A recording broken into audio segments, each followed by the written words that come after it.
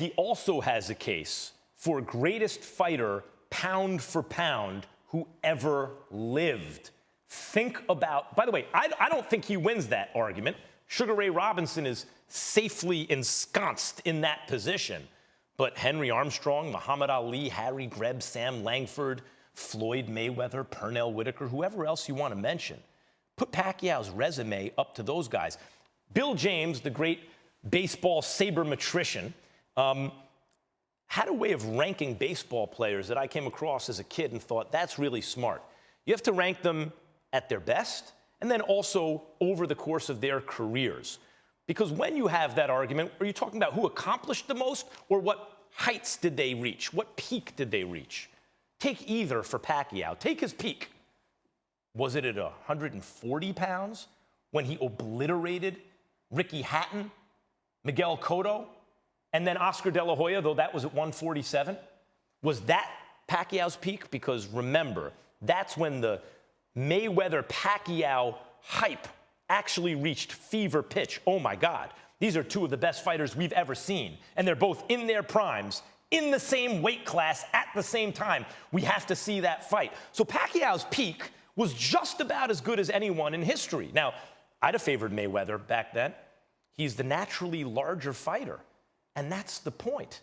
When you talk about pound for pound, if a fighter moves up out of his natural weight class and can still compete with the best who ever did it, what does that mean about the quality of that fighter's prime, pound for pound? And then when you look at the career accomplishments, Pacquiao as a 40-year-old just beat, as I mentioned, the third best welterweight in the division, except really Pacquiao's the third best welterweight in the division. But do you realize he turned pro as a 16-year-old pro?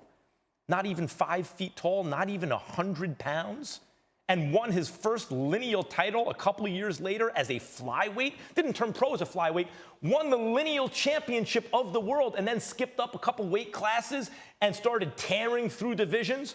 Was a late-minute replacement against Lelo Ledwaba, who was considered a guy on the rise on pound-for-pound list, top 10 type, maybe a heavy favorite. Pacquiao destroyed him in such a way, we wondered, what could he do against Marco Antonio Barrera? Well, let's not get ahead of ourselves. Barrera may be a little long in the tooth, but he's still one of the best ever. Pacquiao, what he did to Barrera was scary, the way he dominated Barrera. It's the kind of fight that I'll never forget watching. Oh my God, I've rarely seen a performance like that. Had a great series of fights with the still great Eric Morales. I mean, when you think about what Pacquiao did from flyweight to 154 pounds, from a teenager till 40 years old, and when you consider the heights he reached, you're talking about certainly one of the best pound-for-pound fighters of all time. I believe, considering the fact that he's a much naturally smaller fighter than Mayweather, a better pound-for-pound fighter than Floyd Mayweather, and actually a guy who has a case.